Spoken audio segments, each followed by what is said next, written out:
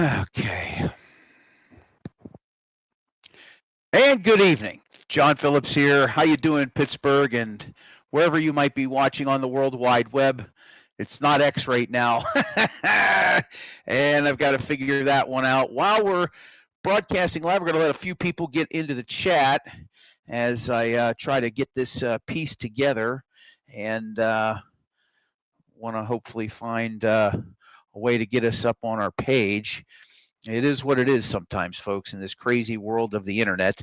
Welcome to Pittsburgh Sports Tonight. We're going to talk about Mike McCarthy. We're going to talk about the Steelers and obviously the decision on Saturday to hire him. The last 48 hours have been about a whirlwind, if you will. And I just think that, look, they could have made a worse hire. Right, everybody was talking about Chris Shula, and his defense gave up 31 points, and the Seahawks it chopped them up. Now the Seahawks are a pretty good football team, as we are finding out, are we not? But the fact of the matter is,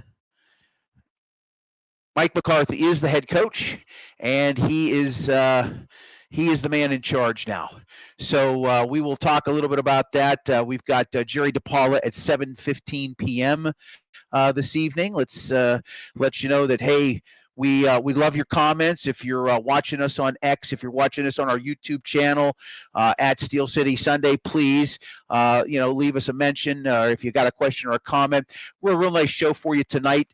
Two guests: Jerry DePaula, over 50 years of writing in the Pittsburgh market, most of it at the Pittsburgh Tribune-Review. He'll be joining us at 7:15 p.m. this evening. Of course, Jerry was a big part of our pregame and postgame coverage of Steeler football this past season. Jerry will be coming on board. He wasn't available on Saturday. We had an impromptu 90-minute show, about almost 1,000 of you between our social media platforms hopping on. That was real nice. So that was fun. But Jerry DePaula at 7:15, and then Trey Carney. If you are on X, you might want to go follow him. Carney Media on X. Trey talks about the Steelers. Worked at ESPN for a period of time. I've been following him for a little while. Seems very sharp. Excited to have him on at 7:30 this evening to talk a little bit about obviously what has taken place over the last 48 hours. So I guess we could just dive into it a little further. I've had a chance to digest this a little bit more. And, this is the third Steelers coaching hire that I've had a chance to kind of go through as an adult, as somebody who has, covered sports off and on for 30 plus years now. I hate to even say that. It makes me sound really old, which I am at 56, but nonetheless, I've seen my third coaching hire here. And, I can remember the Bill Cowher process working itself through.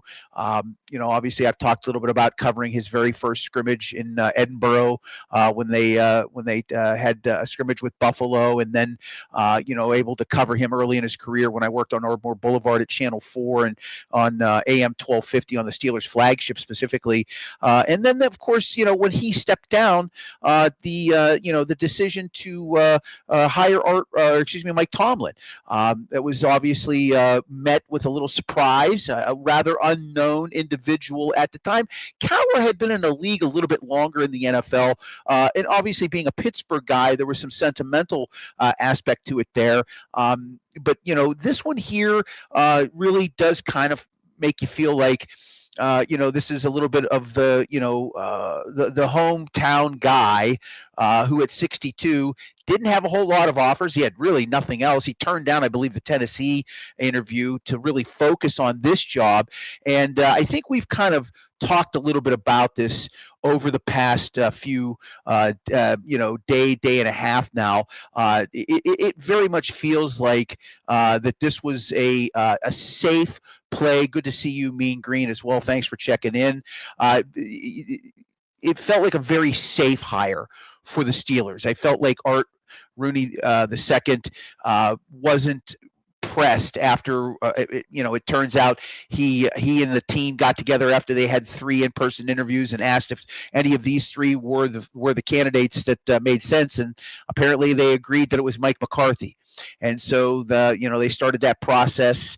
Friday, and then Saturday making the offer and getting the the contract in place, and there you go. Mike McCarthy's the 17th head coach in Steelers history. Okay, so let's kick things off. I think he won't mind. I'll give Jerry another minute or two. We'll bring Jerry on a little bit early. We've got Trey Carney backstage as well. We'll get to him in a little bit as well, but I do want to get thoughts and comments from Jerry DePaula, longtime host, longtime writer, and of course covered. I don't know, how many teams have you covered in this city, Jerry? I mean, let's see. Pitt football and basketball, Penguins, Steelers, obviously, for a lot of years. Lots of high schools, been to a lot of high school games. And with you, John, remember 5, 4, 3, 2, 1 touchdown. Listen, I look back on those 3 years at it was Clear Channel at the time as being pretty fun. Those were some pretty good days calling games on AM 970 The Berg with you, Jerry. We had a good time for sure. Yes, Absolutely. So here we are, Jerry. We're now about a little over 48 hours past the aftermath of it all. Want to get your thoughts, your initial reaction, and where you're at 2 days later. Well, I really thought that the Steelers should have and would have gone with a younger guy, a guy that knocked them over in the interview, a guy like Shearhouse. But the problem I think with Shearhouse was his lack of experience. He's never even been a coordinator. Chris Shula, I thought was a guy that they probably should look at a little closer. That's the problem with this search, I believe. It lasted too long, or not long enough. I'm sorry. They interviewed 3 guys in person, and Flores, Weaver, and McCarthy, and I don't think they gave the Rams guys a chance. Now, that being said, they could interview the Rams today because the Rams lost last night. They're free and clear. But that being said, they love McCarthy. I know Omar Khan loved the McCarthy. Omar Khan's a GM, so I'm sure Art leaned on him a lot in this process. And they need a quarterback, really bad need a quarterback. Find them, develop them, get them ready to play in the NFL. And they believe all the candidates for this job, he was the best guy qualified to do that, and the most qualified guy to do that. And I guess they figured, why should we wait? We got our man. I think the Ravens interviewed 20 people, or have interviewed 20 people before they hired the guy from the Chargers. Panthers, I really think that they went a little bit too fast, but that's not saying it can't work. I think it can work. I think McCarthy's a smart guy. He's been around a long time, an experienced guy, the most experienced guy other than John Harbaugh, who's been hired for one of these jobs, if I'm not mistaken. He's been in Green Bay, been to the Super Bowl, 3 consecutive 12-win seasons in Dallas. So it could work out, but everything these days is a roll of the dice. And I just don't think the Rooneys or Art Rooney spend enough time looking for his next coach. This is the first Steelers coach that the Steelers have hired that Dan Rooney didn't have any say in it. Since 1957, when they hired Buddy Parker, Dan Rooney after that pretty much helped his dad, hire all the next coaches, and then he was the one that told them, you got to hire Mike Tomlin, and that turned out okay too. So we'll see. It's all in Art. It's Art's legacy, and the next 5 years maybe, because he has a 5-year contract, will determine what Art's legacy is as Steelers owner. It is his legacy. You're absolutely right. Dan really was the one that handpicked Mike for this position, and I think I've made my statements about all of that from the beginning to the end. It's all well and good, and now that he's stepped away, they've had to go down this new path. I think they certainly did rush this a little bit. To be quite honest with you, we heard a little bit of something regarding what they thought of Chris Shula. I guess apparently they didn't think his in person or his virtual interview went very well. And so, if that's the case, then the decision to sit down Friday and say, do we have our guy amongst the 3 that we have brought in this week, leads them to taking McCarthy on board. I will say that it sounded a lot like McCarthy's pitch to in the handful of interviews that he did was talking about how he can develop quarterbacks. And we've talked about, I know people like to poo-poo the idea that he helped Joe Montana, but I remember all of that, Jerry, and you certainly were in the thick of your career at that time. I was early in my career at the time working in Erie and then later coming to Pittsburgh. Joe Montana was on the back end of his career. right? He had been supplanted by Steve Young. The 49ers wanted to go a different route, and Montana had lost something, right? And he goes to Kansas City, and he encounters Mike McCarthy, and Mike McCarthy got two or three really good seasons out of Joe Montana.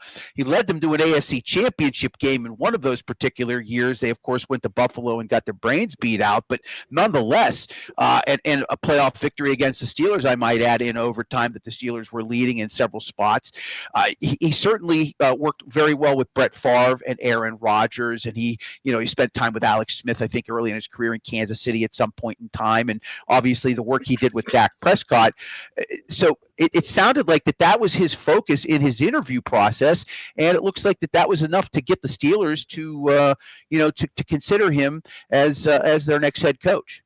Well, that's what they liked about him, Mike, is the experience that he brings. Now, I think when he was in Kansas City, he was a coaching assistant. He wasn't even the quarterback's coach or the offensive coordinator there, so he didn't have as much to do with Montana as we had with Favre and Aaron Rodgers later, and Aaron Brooks later in Green Bay, and of course Prescott. But one thing I should point out, that he did a good job with Prescott and did a good job with the Cowboys, I thought. But Prescott threw 30 touchdown passes a year before McCarthy got there, so he was already a good quarterback. Now in Pittsburgh, McCarthy's going to have to find this quarterback. There's nobody entrenched like a Dak Prescott or like an Aaron Rodgers who he can turn to turn that offense over to and trust his quarterback. Right now, he's going to put a quarterback in there, whether it's Will Howard, whether it's Mitch Trubisky. They're going to try and bring him back. Jeez, I saw that today too. They're going to bring Mason back, I guess. He signed a 2-year contract last year, didn't he, John? So yeah, he has 2 years on his deal. His contract. And I know Art Rooney made a point the other day of saying that that Mike McCarthy likes the Steelers quarterback room. Well, guess what? The Steelers quarterback room has 2 guys in it right now, and one of them has never played a snap in the NFL. And people like Will Howard, fans are clamoring for Will Howard. You know why? Because he won a national championship at Ohio State. If he had played at Ohio U or Mercyhurst, somehow he ended up on the Steelers roster, there wouldn't be a big groundswell to get him into the game and make him the next Steelers starting quarterback. He was a 6th-round draft choice, for goodness sake. And yeah, Tom Brady was too, but that doesn't mean that Howard is the answer. I think personally that they, in the draft coming up, if they can't find one in free agency, they got to draft one pretty early, not first round. They got to get a wide receiver in the first round, but maybe second or third round. They got to come up with a quarterback that they can trust and eventually turn it over to. But then they're going to have to sign a veteran at some point, because like I said, there's only 2 guys there right now. One of them is basically coming in, as a rookie. Yeah, no, I think Aaron Rodgers is coming back, Jerry. I really do. Seriously? I absolutely think. I think there is I think there's a. That last game looked to me like, get me out of here. Well, I mean, he had a bad fourth quarter. I mean, they had a bad fourth quarter. Obviously, I mean, they led that game. At least at halftime, or where they had a small lead in that game. They were close. Yeah. They were close. There was 10-6 or something like that. There was no offense exactly. There was no offense. Well, there wasn't, but that's because they were playing a pretty damn good defense, unfortunately for them. But look, as I said on Saturday, I think the key here for this is obviously the coordinators and bringing in a good defensive coordinator. Whoever he brings in offensively, he's going to have some say, for sure. But it's very possible. We'll see who he brings in. And the defensive coordinator hire is the key here for me. And I said this Saturday, and I reiterated this again on Sunday, and just talking about this, and wrote an article for our Facebook page.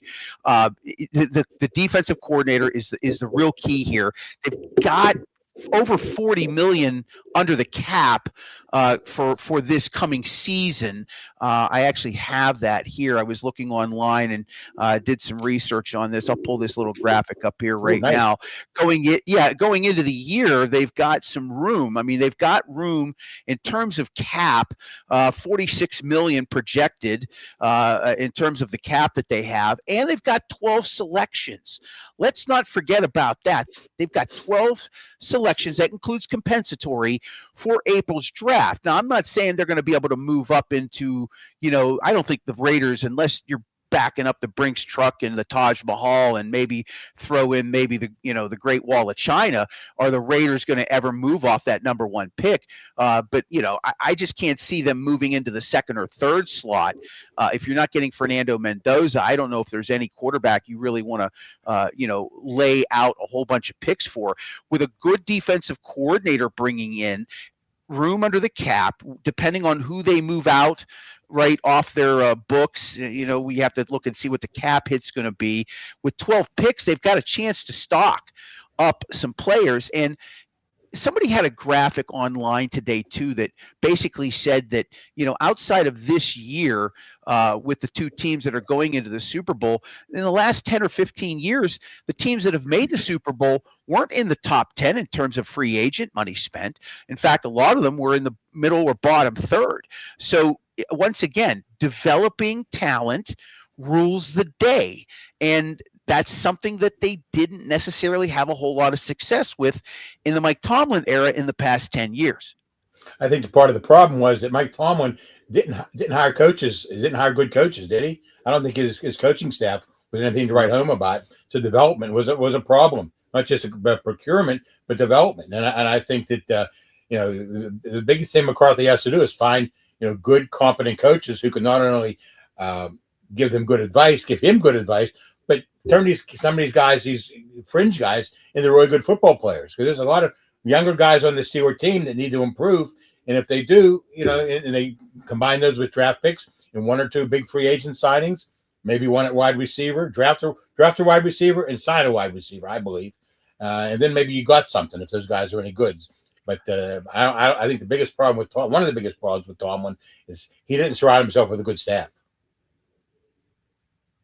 No, he did not. He definitely had a bunch of yes men, for sure. Especially, I feel like it was on that defensive side of the ball. Derpy, 501, check it in via our YouTube channel. If we're going old coach, we should have gotten Sean McDermott, not 62-year-old Mike McCarthy, or sign him to 5 years. I think the 5-year deal is – I don't want to say it's standard for coaches, but it seems like it is 4 or 5 years. You can't get a good coach if you don't give him 5 years. I would think so, yeah. Yeah, and again, look, Sean McDermott, I also said this too. I thought that they were at a disadvantage. What's that, with Sean McDermott? No, not at all. Well, yeah, they should have waited a little bit longer. Yeah, well, part of the problem, Jerry, is that I think because they made the playoffs, it put them like 8-9 days behind the 8 ball. Had they lost that Sunday night game to Baltimore and then this had happened the next day, I think they would have been a little bit more wide open in terms of who they could have interviewed and brought in. You know what I mean? That was just something that kind of struck me as this all went down Saturday, because I really thought we would get through the weekend. I thought they would at least wait until the Rams played it out, and hey, we're going to get Shula and Schlehaus, and I know I'm probably saying his name wrong, the quarterback. Yeah, or even McDermott. I mean, why would you, people were scoffing at Kevin Stefanski. I mean, he won a playoff game just a few years ago, and look what he did to turn around Cleveland for a short period of time. The whole, Baker Mayfield thing was a disaster. Outside of that, I didn't think he did a bad job. They didn't even look at a guy like that. And so, it was very limited in terms of who they actually spoke to as far as who the next head coach could be. I'm glad you mentioned Stefanski, because I believe they should have just brought him in. Not sure how you feel about that, Jerry. But pardon me? Go ahead. I was going to say, even if they don't hire him, they should have brought him in to pick his brain and say, how the heck did you beat us so many times with those crappy quarterbacks? That's one thing that they didn't do. Bring him in and talk to him. You don't have to hire him. McDermott, I think, is a very good coach, and I would have liked McDermott more than McCarthy. But I think they really wanted to get this quarterback situation settled right now, and that's the reason McCarthy has the job. Fair enough. Anything else, Jerry, before I let you go? How do you feel about overall moving forward? It was 5 years with Mike McCarthy. What are your expectations out of him? I have no problem with the 5-year contract. I'm not sure it's going to work. I'm sure Art Rooney's not sure it's going to work. And I know that McCarthy has a lot of confidence in himself. He can't be sure it's going to work, because there's a lot of work to be done between now and free agency in March. in between free agency and the draft in April. And the Steelers really just as important as getting their coach. They got to find players because coaches aren't as good as his players. And right now that roster is imperfect. It has holes in it, and you got to use both means, free agency and in the draft. Plus, get some coaches in here to coach these guys. So this franchise has a lot of work to do if they want to get back to 10-7, which is pretty much their destiny, right? Yeah, it has been 9 wins, 10 wins. I mean, it would be nice to see them drop a 12-win season. And I think you're right. Let's see who they bring in coordinator-wise. Let's see what they can do to figure out the draft, right? Free agency, some key components. It'll be interesting to see how this plays out. It always plays out with user. I appreciate your time here on a cold Monday. Have you dug out from the snow? Were you out there shoveling today by any chance? No, I wasn't. I got somebody to do it for me. So all that money you paid me during the season, I use it to get a guy to shovel my driveway. Thanks, Jerry. I appreciate your time. All right, John. Have a good day. All right. I think I'm having some issues with the internet here. I don't know if I'm getting the right kind of feed. The speed is just a little weird here. I apologize, Jerry. I wanted to get your comment there at the end, but things are freezing up on me here. I'm going to have to try to work on this tomorrow. Yeah, just you're not able to move around here very well, right? I finally got my driveway dug out. We got 15 inches of snow over 36 hours where we live here in Allison Park, and I had to have a couple guys come in here, and they brought a big John Deere with a mini plow on it, and 45 minutes later we were fine. Okay. All right. I'm going to get to Trey Carney, and hopefully this will go well for this young man. I appreciate him coming on. Trey Carney can be found on X at Carney Media. He likes to talk about the Steelers an awful lot, has spent some time working for ESPN and talks NFL quite a bit. Good morning or good evening, Trey. How are you down there in the Lexington? Are you in the Lexington, Kentucky area? Is that where you? Yep. I'm here in Lexington, Kentucky, and we got a ton of snow and ice, so I've actually been kind of trapped in my house this weekend and probably trapped for the next few days as well.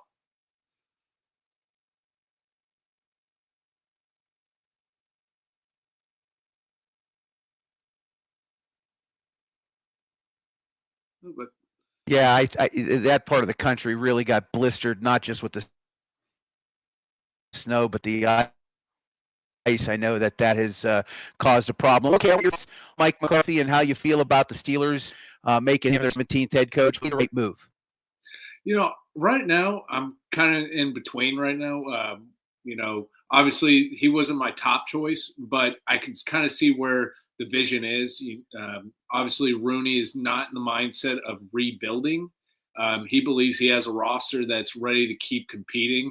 And honestly, I could see his mindset is all you need is a seat at the table when it comes to the playoffs, and hopefully you're hot. So I think them going more an offensive-minded hiring versus in the past going defensive.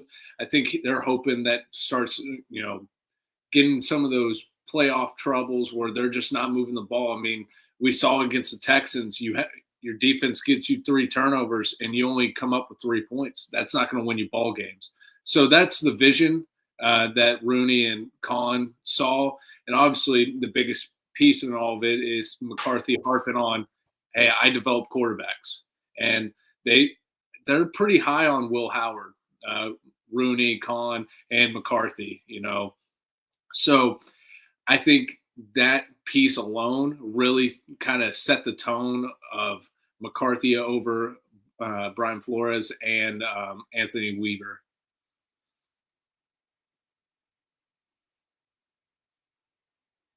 Sorry, I had to move. the internet is just not working very well, and so I figured I better get myself in a better position to talk to you here. So I agree with you. I think that Mike talked a lot about how he is an individual that can develop quarterbacks, and it sounded like he was very high on Will Howard. And look, he's a sixth-round pick, and I'm not saying that you can't develop sixth-round picks to be decent quarterbacks. I mean, there's a pretty good one in San Francisco right now. We can talk a little bit about Tom Brady and how great he was, I guess, as a sixth-round selection. What can McCarthy do with Will Howard, do you think? One of the things when I watch Will Howard's tape, there was a big jump in his play when it came from that last game in Michigan to the college football playoffs. We saw a new version of Will Howard. One of the things that was talked about him during the regular season and his last year at Ohio State is, deep ball accuracy, throwing the deep ball. When he got to college football playoffs, he was one of the best quarterbacks in that bunch throwing the deep ball. If you remember the pass that sealed the deal, a deep ball to Jeremiah Smith, the one in the national championship. So the tools and obviously the measurables are there. I mean, he's basically a photocopy of Josh Allen's when it comes to his height, weight, and everything else with that. So the talent's there, the measurables are there, but he needs a coach that can kind of get him NFL ready. Obviously, we haven't seen him play in the NFL yet. Unfortunately, having that injury in the offseason kind of put him on hold. But there's obviously something there that the front office sees and McCarthy sees that they think they can turn him into a franchise quarterback. Obviously, as you said, turning a day 3 quarterback into your franchise guy, you don't see that a lot. But, McCarthy believes that there's a chance he can do that. But also, if say Will Howard doesn't work out, there's a lot of cheap options, young quarterbacks that are probably going to be looking for a new home next year. I kind of touched on it last night. Will Levis out of Tennessee, he's going to be looking for a new home with Cam Ward there. And, no one really kind of could succeed in Tennessee under the Callahan schematics and everything else. Cam Ward didn't look like the Cam Ward that we saw at Miami. Another name that's very popular with the fan base is Malik Willis. He's become big fan favorite. So there's quite a few young quarterbacks that the Steelers can look to bring in pretty cheaply if they feel like, hey, we got to expand and look. Trey, I want to apologize. I'm having some technical issues this evening.